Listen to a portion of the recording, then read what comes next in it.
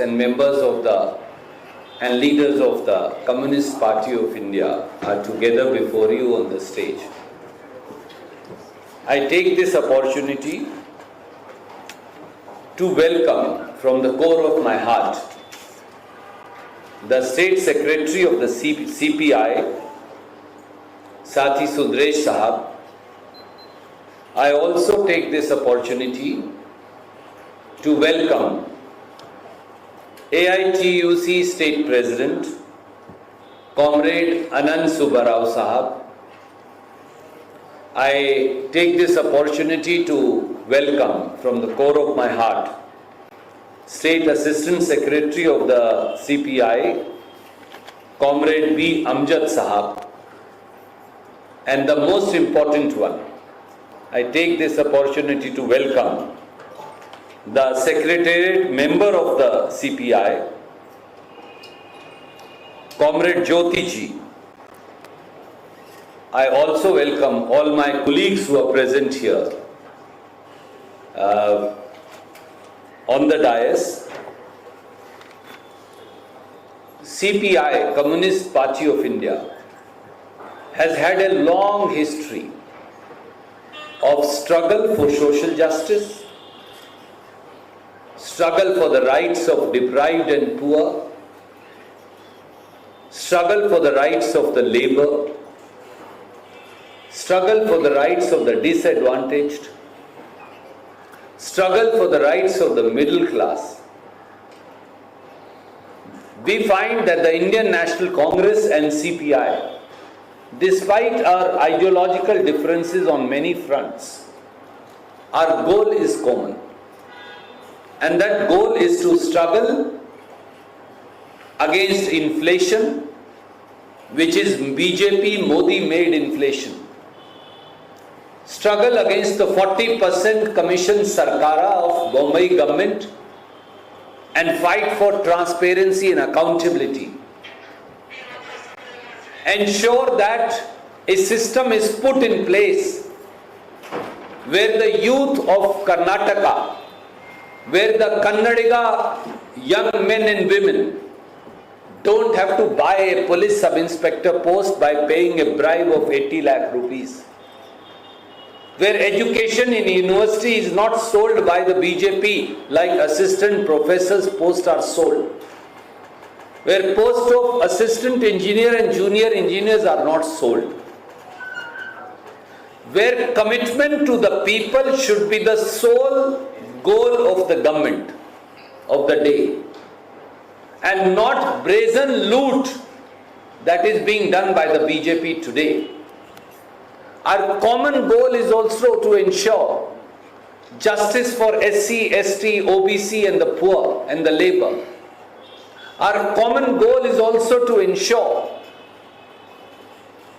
constitution of the next government, which is not only egalitarian in nature, but which is founded upon the tenets of equality, equanimity, and social justice. Our goal is common, that the middle class in this country is not plagued. If you see this cylinder behind me, that they have to pay 1100 rupees for that cylinder. I was talking to my senior colleague, an MLC, Shri Kandaji Mohan, with Mr. Salim Ahmed, with Mr. Gaurav Vallabh. There is a common struggle that both CPI and the Congress have. When we seek to form the next Congress government in the state, we believe a commonality of ideas and ideology, despite some differences of opinion, is paramount and imperative. All forces which believe in equality, equanimity, social justice, welfare of the poor and the middle class, and ensuring that the government is run for people and not for brazen loot of those in power, such forces must come together. And that's why we reached out to the Communist Party of India. They have fielded 7 candidates. They were going to field more candidates. I personally, as also the party, both Siddaramaiah ji, D.K. Shivkumar ji, we requested the state secretary, we requested their central leadership. They agreed that there will be a friendly contest on the 7 seats, but on all the remaining seats, that is all the remaining 197 seats, the entire CPI cadre will wholeheartedly, without any precondition or expectation, support the Congress candidates in this fight against the BJP. That's a historical decision that my esteemed, senior, seasoned, experienced colleagues of the CPI have taken. And I am deeply grateful for it, and I thank them from this platform of the Congress party to each one of them and to their cadre. They have extended support. My mathematics is, because I am from Haryana, out when you take out from 7 from 224. We are contesting 7. There are, 215 seats, not 197 seats. 215 seats. Professor Gaurav Vallabh was quick to correct me, and I stand corrected. 215 seats they have extended support to us. That's a huge advantage. There is cadre of CPI on every seat. Their cadre struggles for the rights of disadvantaged and the poor. Their cadre struggles for the middle class and the salaried class. Their cadre struggles for your viewers and all friends, journalist friends like you, are all our classes. We will fight this fight together and we will defeat the BJP. Without taking any further time, I will now call upon first Comrade Anand Subbarao, first call upon Comrade Sundaresh ji, and then Comrade Subbarao, that they will extend their support, why they are supporting us, and whatever they want to say ideologically, what is the common ground on behalf of the CPI. Sir, you use this mic, and I'll just move these mics on your side, sir. No problem. I'll do it. Don't worry. I shall do it. Just voice it, sir. जाएगा sir, यहीं से जाएगा.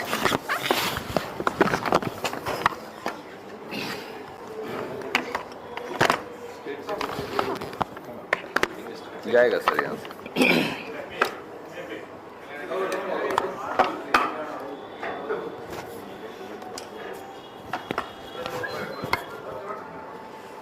ಈ ಪತ್ರಿಕಾಗೋಷ್ಠಿಗೆ ಆಗಮಿಸಿರ್ತಕ್ಕಂಥ ಎಲ್ಲ ನನ್ನ ಪತ್ರಿಕಾ ಸಂಗಾತಿಗಳೇ, ಬಹುಶಃ ಇದೊಂದು ಐತಿಹಾಸಿಕವಾದಂತಹ ನಿರ್ಧಾರವನ್ನು ಪ್ರಕಟ ಮಾಡಲಿಕ್ಕೆ ಕಾಂಗ್ರೆಸ್ ಪಕ್ಷ ಹಾಗೂ ಕಮ್ಯುನಿಸ್ಟ್ ಪಕ್ಷಗಳ ಜಂಟಿ ಪತ್ರಿಕಾಗೋಷ್ಠಿಯನ್ನು ನಾವು ಇವತ್ತು ಇಲ್ಲಿ ಕರೆದಿದ್ದೇವೆ. ಅದಕ್ಕೆ ಬಂದಿರತಕ್ಕಂಥ ನಮ್ಮೆಲ್ಲರಿಗೂ ಕೂಡ ನನ್ನ ಪಕ್ಷದ ಪರವಾಗಿ ಅತ್ಯಂತ ಪ್ರೀತಿಯಿಂದ ಸ್ವಾಗತ ಮಾಡ್ತಾ ಇವತ್ತಿನ ಪತ್ರಿಕಾಗೋಷ್ಠಿಯ ವಿಷಯವನ್ನು ನನ್ನ ಜೊತೆ ಹಂಚಿಕೊಳ್ಳಲು ಬಯಸ್ತೇನೆ. ಸ್ನೇಹಿತರೆ, ತಮ್ಮೆಲ್ಲರಿಗೂ ಗೊತ್ತು, ಕರ್ನಾಟಕದ ರಾಜಕಾರಣದಲ್ಲಿ ಒಂದು ಹೊಸ ಮನ್ವಂತರ ಆರಂಭ ಆಗ್ತಾ ಇದೆ. ಈಗ ಏನು ಮೇ 10ಕ್ಕೆ ನಡೀತಕ್ಕಂಥ ಚುನಾವಣೆ ಕೇವಲ ಕರ್ನಾಟಕ ರಾಜ್ಯದ ಭವಿಷ್ಯವನ್ನಲ್ಲ, ಈ ಭಾರತ ದೇಶದ ಭವಿಷ್ಯವನ್ನು ನಿರ್ಣಾಯಕವಾಗಿ ತೀರ್ಮಾನ ಮಾಡೋ ಹಂತದಲ್ಲಿ ಇವತ್ತು ಕರ್ನಾಟಕದ ಜನತೆ ಇದ್ದಾರೆ. ಹಿಂದೆ 2018ರಲ್ಲಿ ಕರ್ನಾಟಕದ ವಿಧಾನಸಭಾ ಚುನಾವಣೆ ಆದ ಸಂದರ್ಭದಲ್ಲಿ ಅದರ ಫಲಿತಾಂಶಗಳನ್ನು ನಾವು ವಿಶ್ಲೇಷಣೆ ಮಾಡ್ತಾ ಹೋದರೆ ಕಳೆದ ವಿಧಾನಸಭೆಯಲ್ಲಿ ಅತಂತ್ರ ವಿಧಾನಸಭೆ ನಿರ್ಮಾಣ ಆಗಿದ್ದು ನಮ್ಮೆಲ್ಲರಿಗೂ ಗೊತ್ತು. ಆನಂತರ ಕಾಂಗ್ರೆಸ್ ಮತ್ತು ಜನತಾದಳದ ಮೈತ್ರಿ ಸರ್ಕಾರ ಒಂದೂವರೆ ವರ್ಷ ಅಧಿಕಾರ ನಡೆಸಿದ್ದು. ಆ ನಂತರದ ಬೆಳವಣಿಗೆ ಇದೆಯಲ್ಲ, ಅದು ಇಡೀ ಪ್ರಜಾತಂತ್ರದ, ಪ್ರಜಾಸತ್ತೆಯ ಸಂವಿಧಾನವನ್ನು ಲೂಟಿ ಮಾಡಿದಂಥ, ಮೋಸ ಮಾಡಿದಂಥ ಒಂದು ರೀತಿಯಲ್ಲಿ ಬಿಜೆಪಿಯವರು ವಿರೋಧ ಪಕ್ಷಗಳ ಶಾಸಕರನ್ನು ಖರೀದಿ ಮಾಡಿ ಅವ್ರನ್ನ ರಾಜೀನಾಮೆ ಕೊಡಿಸಿ ಜನರ ತೆರಿಗೆ ಹಣದಲ್ಲಿ ಮತ್ತೊಮ್ಮೆ ಉಪಚುನಾವಣೆಗಳನ್ನು ಹೇರಿ ಒಂದು ಅನೈತಿಕವಾದಂಥ ರಾಜಕೀಯ ತಂತ್ರಗಾರಿಕೆಯ ನಡೆಯಿಂದ ಕರ್ನಾಟಕದಲ್ಲಿ ಇದುವರೆಗೂ ಕೂಡ ಸರ್ಕಾರವನ್ನು ಮಾಡ್ಕೊಂಡು ಬಂದಿದ್ದು ನೋಡಿದೆ. ಈ ಸರ್ಕಾರ ಕಳೆದ 3.5 ವರ್ಷಗಳಲ್ಲಿ ಕರ್ನಾಟಕದ ಸಂಪೂರ್ಣವಾದ ಜನರ ಬದುಕನ್ನು ನಾಶ ಮಾಡುವ ನಿಟ್ಟಿನಲ್ಲಿ ಹಲವಾರು ತೀರ್ಮಾನಗಳನ್ನ ಮಾಡಿದ್ದು ನಾವು ನೋಡ್ತೇವೆ. ವಿಶೇಷವಾಗಿ ನಾವು ವಿಶ್ಲೇಷಣೆ ಮಾಡ್ತಾ ಹೋದರೆ ಈ ಒಂದು ಸರ್ಕಾರ ರಚನೆ ಆದಮೇಲೆ ಈ ಕರ್ನಾಟಕದ ಜನ ನೆಮ್ಮದಿಯಾಗಿ ಬದುಕೋಕೆ ಸಾಧ್ಯ ಆಗಿಲ್ಲ. ಸತತವಾದಂತಹ ಬೆಲೆ ಏರಿಕೆಯಿಂದ ಜನ ತತ್ತರಿಸ್ತಾ ಇದ್ದಾರೆ. ಹಾಗೂ ಸರ್ಕಾರ ಅದನ್ನು ಕಡಿಮೆ ಮಾಡುವ ನಿಟ್ಟಿನಲ್ಲಿ ಯಾವ ಕ್ರಮಗಳನ್ನು ಕೂಡ ಕೈಗೊಂಡಿಲ್ಲ. ಬದಲಾಗಿ ಅಭಿವೃದ್ಧಿಯ ಹೆಸರಲ್ಲಿ ಭ್ರಷ್ಟಾಚಾರ ಯಾವ ಮಟ್ಟಕ್ಕೆ ತಲುಪಿದೆ ಅಂತಂದ್ರೆ, ಹಿಂದೆಲ್ಲ 10% 20% ಅಂತ ರಾಜಕೀಯ ಚರ್ಚೆ ಆಗ್ತಾ ಇತ್ತು. ಇವತ್ತು 40% ಅಂತಕ್ಕಂಥ ಅಧಿಕೃತ ಆರೋಪಗಳನ್ನ ಯಾರು ಅಭಿವೃದ್ಧಿ ಕಾರ್ಯಕ್ರಮದಲ್ಲಿ ಭಾಗವಹಿಸತಕ್ಕಂಥ ಕಾಂಟ್ರಾಕ್ಟ್ಗಳೇ ಮಾಡಿರೋದು ನಿಜಕ್ಕೂ ಕೂಡ ಒಂದು ಆಘಾತಕಾರಕವಾದಂತಹ ಒಂದು ವಿಷಯ ನಾವಿಲ್ಲಿ ಗಮನಿಸಬೇಕಾಗ್ತದೆ. ಮತ್ತೊಂದು, ಈ ಸರ್ಕಾರದ ಅವಧಿಯಲ್ಲಿ ನಡೆದಂತಹ ಸಂವಿಧಾನ ವಿರೋಧಿ ನಡೆ ಏನು ಅಂತಂದ್ರೆ, ಈ ಮತ ಅಥವಾ ಕೋಮುದ್ವೇಷಕ್ಕೆ ಅಮಾಯಕ ಜನರು ಏನು ಬಲಿಯಾಗ್ತಾ ಇದ್ದ ಸಂದರ್ಭದಲ್ಲಿ ಕರ್ನಾಟಕದಲ್ಲಿ ಮತಾಂಧರಿಗೆ ಬಲಿಯಾದಂಥ ಅಮಾಯಕ ಜನರು ಅವರಿಗೆ ಪರಿಹಾರ ಕೊಡೋ ಸಂದರ್ಭ ಬಂದಾಗ ಅಲ್ಲಿ ಧರ್ಮದ ಹೆಸರಲ್ಲಿ ಒಂದು ತಾರತಮ್ಯ ಮಾಡಿದ್ದು ಅತ್ಯಂತ ನೋವಿನ ಸಂಗತಿ. ಅಂದ್ರೆ ಒಂದು ಧರ್ಮಕ್ಕೆ ಸೇರಿ ಅವರು ಅಮಾಯಕರು ಮಧ್ಯೆ ಸಂಘರ್ಷಕ್ಕೆ ಬಲಿಯಾದರೆ ಅವರಿಗೆ ಪರಿಹಾರ ಕೊಡೋದು, ಅವ್ರು ಏನೂ ತಪ್ಪು ಮಾಡದೇ ಇರ್ತಕ್ಕಂಥ ಇನ್ನೊಂದು ಧರ್ಮದ ಅಮಾಯಕ ಸತ್ರೆ ಅವರನ್ನು ದೂರ ಇಡೋದು. ಅಂದ್ರೆ ಒಂದು ಸರ್ಕಾರದಲ್ಲಿ ಸಂವಿಧಾನದ ಮೇಲೆ ಅಥವಾ ಪ್ರಮಾಣ ಮಾಡಿ ನಾವು ಸಮಾನವಾಗಿ ರಾಜ್ಯದಲ್ಲಿ ಸರ್ಕಾರ ನಡೆಸ್ತೀವಿ ಅಂತಕ್ಕಂಥ ಪ್ರಮಾಣ ಮಾಡಿ ಸರ್ಕಾರ ರಚನೆ ಮಾಡತಕ್ಕಂತಹ ಮುಖ್ಯಮಂತ್ರಿಗಳು ಮತ್ತು ಮಂತ್ರಿಗಳೇ ಕೂಡ ಇಲ್ಲಿ ಧರ್ಮದ ಹೆಸರಲ್ಲಿ ತಾರತಮ್ಯ ಮಾಡಿದ್ದು ಕಳೆದ 3 ವರ್ಷ ಅವಧಿಯಲ್ಲಿ ನಾವು ನೋಡಿದ್ದೇವೆ. ಎಲ್ಲ ಹಿನ್ನೆಲೆಯಲ್ಲಿ ನಾವು ಹೇಳ್ತಾ ಹೋದ್ರೆ ಹಲವು ವಿಷಯಗಳನ್ನು ನಾವು ಚರ್ಚೆ ಮಾಡಬಹುದು. ವಿಶೇಷವಾಗಿ ಕರ್ನಾಟಕದ ರೈತರಿಗೆ ಇವತ್ತು ಅದು ಹಲವು ಮಸೂದೆಗಳನ್ನು ಜಾರಿ ಮಾಡಿದ್ದು ನಾವು ನೋಡಿದ್ದೇವೆ.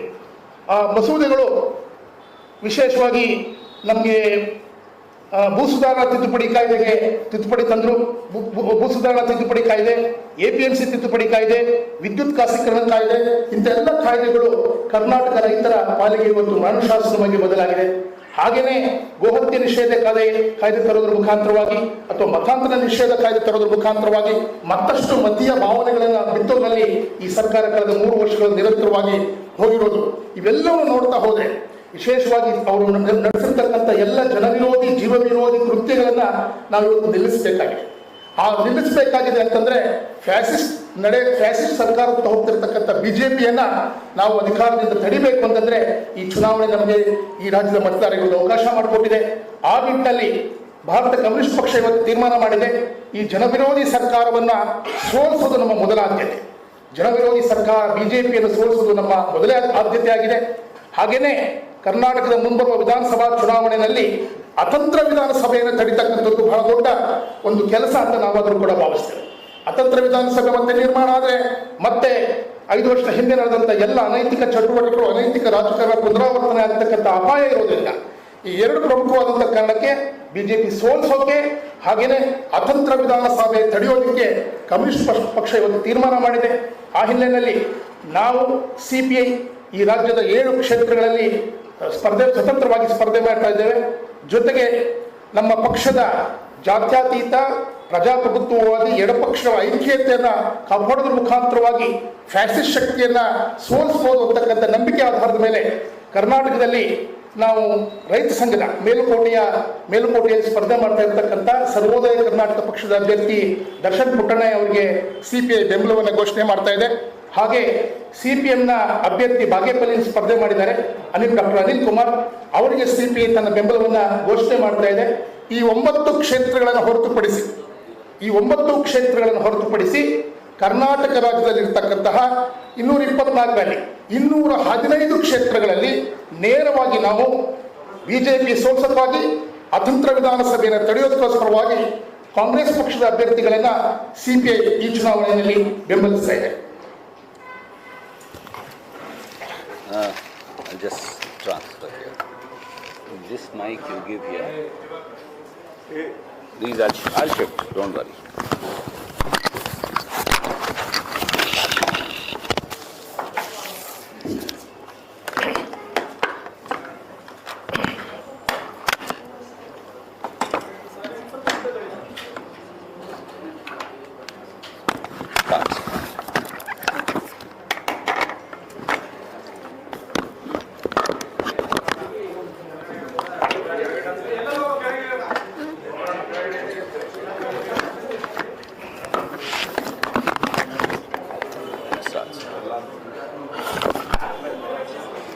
No problem.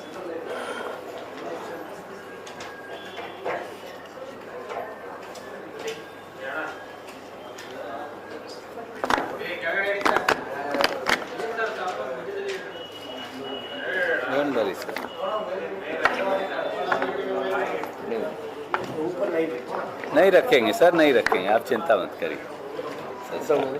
Start sir.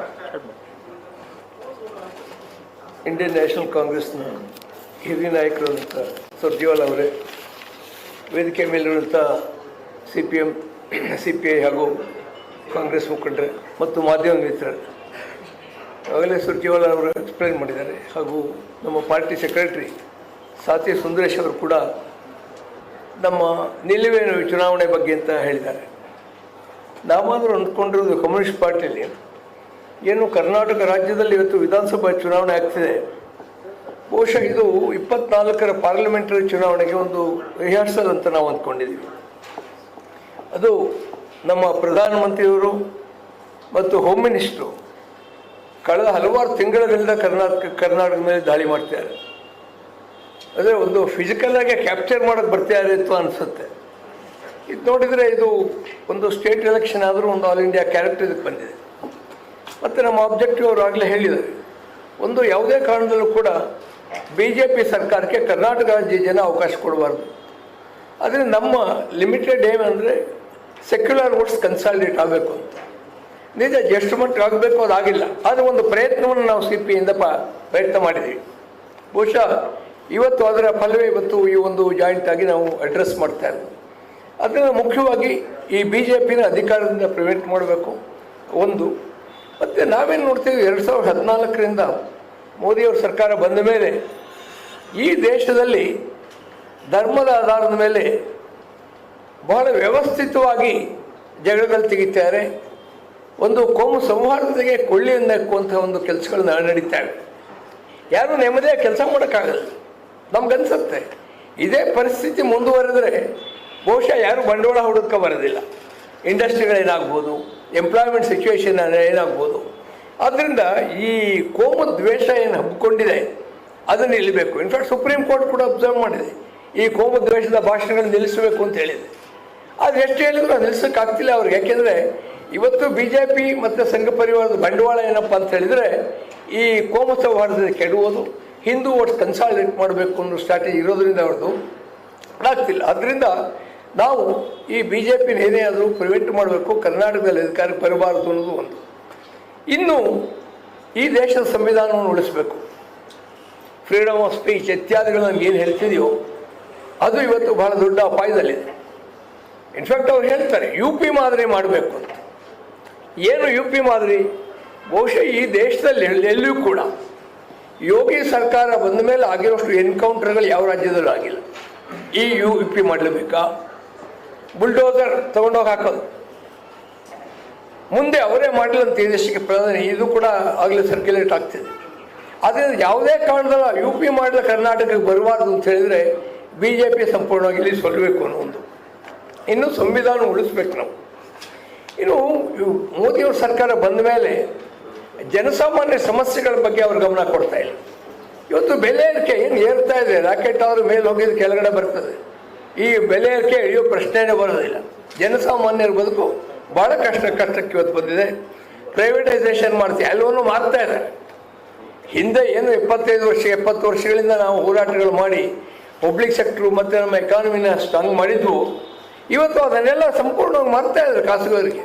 It has become corporate India unlimited ಆಗಿಬಿಟ್ಟಿದೆ. ಅದರಿಂದ ಅವರ ಆರ್ಥಿಕ ನೀತಿಗಳಿರ್ಬೋದು ಮತ್ತು ಈ ಬೆಲೆ ಏರಿಕೆ ಇತ್ಯಾದಿಗಳ ಬಗ್ಗೆ ಅವರ ಅಪ್ರೋಚ್ ಇರ್ಬೋದು, ಇದು ಸಂಪೂರ್ಣವಾಗಿ ಜನವಿರೋಧಿಯಾಗಿದೆ. ಇನ್ನು ನಿರುದ್ಯೋಗ ಇತ್ಯಾದಿಗಳ ಬಗ್ಗೆ ಅವರು ತಲೆ ಕೆಡಿಸ್ಕೊಡ್ತಿಲ್ಲ. ಆ್ಯಂಡ್ ವಿಶೇಷವಾಗಿ ಕಾರ್ಮಿಕ ರಂಗದಲ್ಲಿ ಹೇಳಬೇಕಾದ್ರೆ ಸುಮಾರು 44 ಕಾನೂನುಗಳಿತ್ತು. ಆ ಕಾನೂನುಗಳನ್ನು 4 ಸಮಿತಿಗಳಾಗಿ ಮಾಡಿದರು, ಕೋಡ್ ಅಂತ ಮಾಡಿದರು. ಅದರಿಂದ ಏನಾಗ್ತದೆ, ಮುಂದೆ ಕಾರ್ಮಿಕ ವರ್ಗಕ್ಕೆ ಸಂಘಟನೆ ಮಾಡ್ಕೊಳ್ಳುವಂಥ ಹಕ್ಕು ಹೋಗುತ್ತೆ, ಅದು ಹೋರಾಟ ಮಾಡುವಂಥ ಹಕ್ಕು ಹೋಗುತ್ತೆ. ಪಾರ್ಲಿಮೆಂಟಲ್ಲಿ ಚರ್ಚೆ ಮಾಡಲಿಲ್ಲ, ಟ್ರೇಡ್ ಯೂನಿಯನ್ಗಳು ಸ್ಟೇಕ್ ಹೋಲ್ಡರ್ಸ್ ನಮ್ಮ ಜೊತೆ ಅವ್ರು ಚರ್ಚೆ ಮಾಡಲಿಲ್ಲ, ಎಕ್ಸಾಮ್ ತಗೊಂಡ್ಬಿಟ್ರು. ಏನಂದರೆ ಇದುವರೆಗೆ ರೂಲ್ಸ್ ಆಗಿಲ್ಲ ಸ್ಟೇಟ್ಗಳಲ್ಲಿ.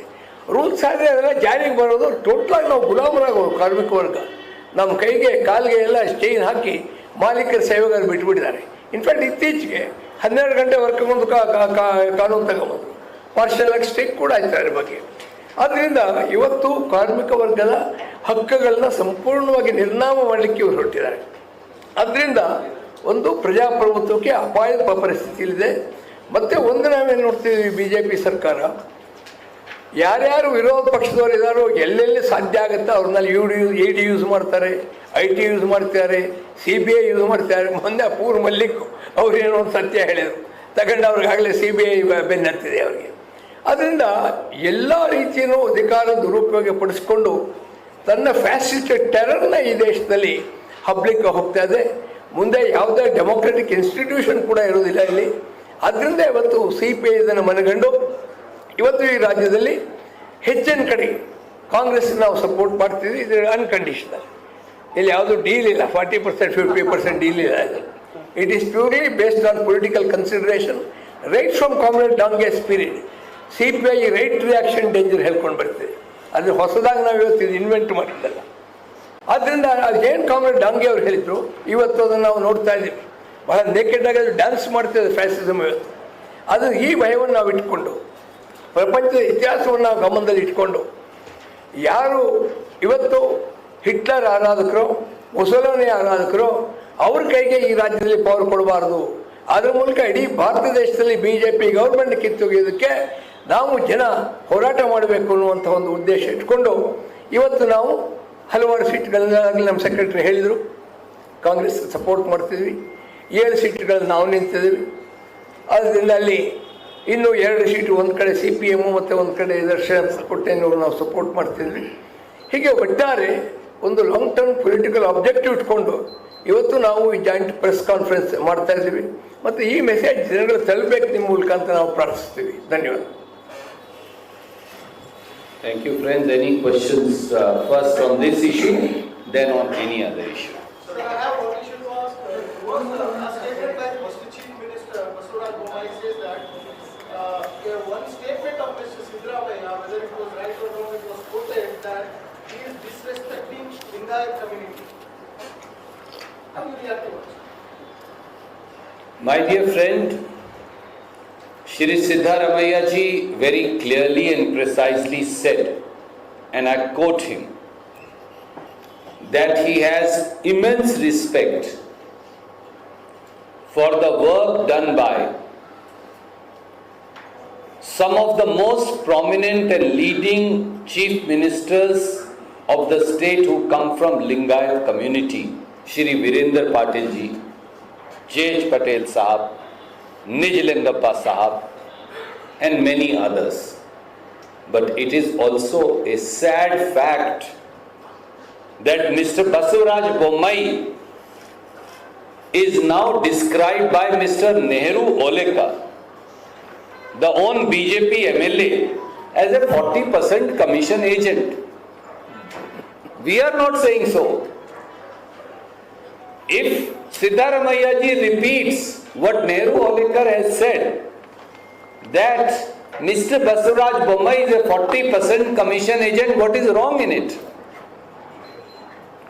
Mr. Basuraj Bommai, you should forget this notion that you are the entire community. You, Mr. Basuraj Bommai, the individual, has brought the state of Karnataka into disrepute by your 40% commission government.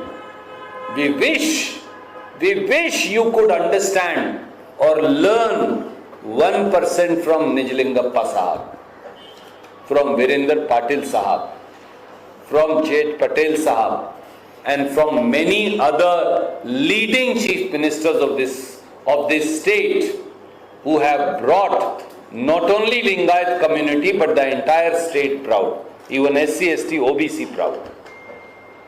So, it is Bharatiya Janata Party. Today is Baswanaji's Jayanti. Why does the CPI and Congress today come together?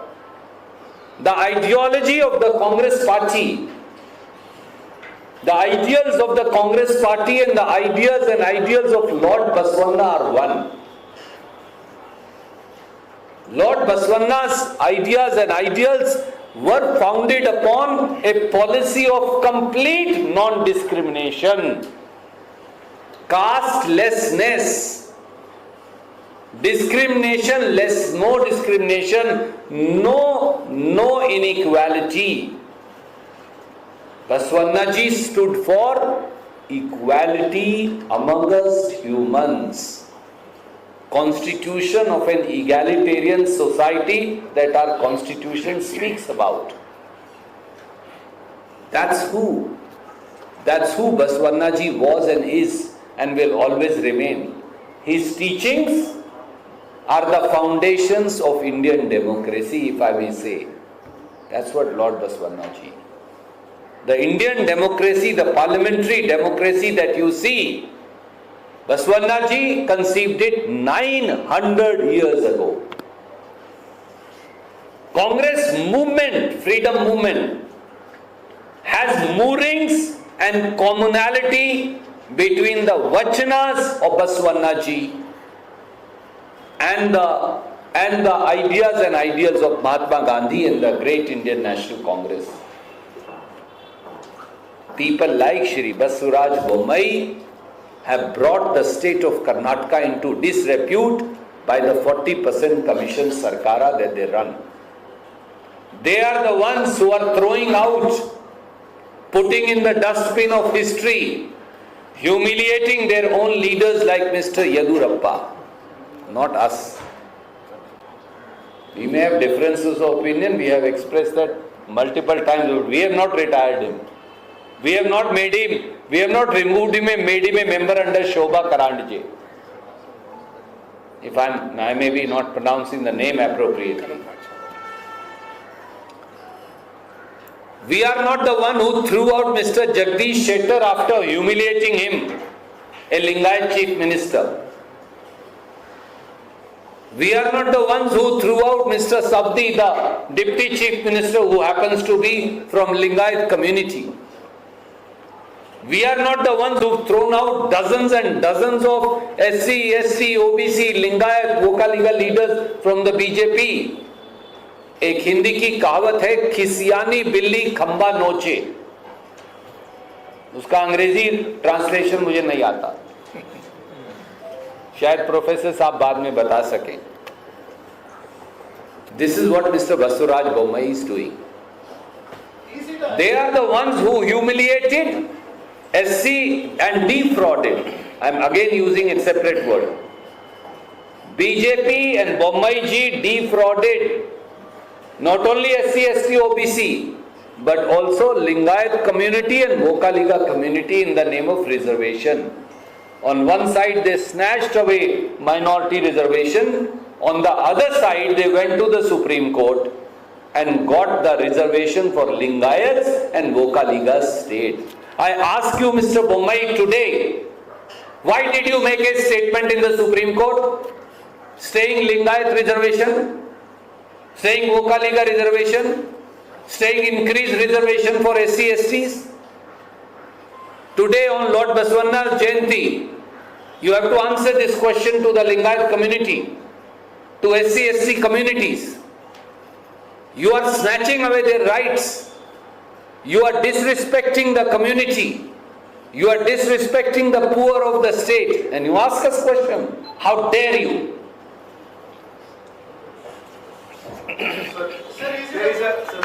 Just one question is asking and then I'll come back. Sir, is it a propaganda that BJP, the whole leadership and the team, that is there are several tweets related to the kind of, their own kind of code as far as Hyderabad is concerned? Do you call it a propaganda, sir? Fakery and fraud will not go a long way. That's what BJP is doing. I asked them three simple questions. Number one, why did Bommai government